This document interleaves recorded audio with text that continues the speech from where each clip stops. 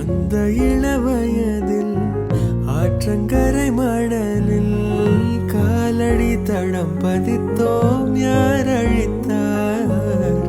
நந்தவன கரையில் நட்டு வைத்த செடியில் மொட்டுவிட்ட முதற் பூவை யார் பறித்தார்? காதலர் தீண்டாத பூக்களில் தேனில்லை.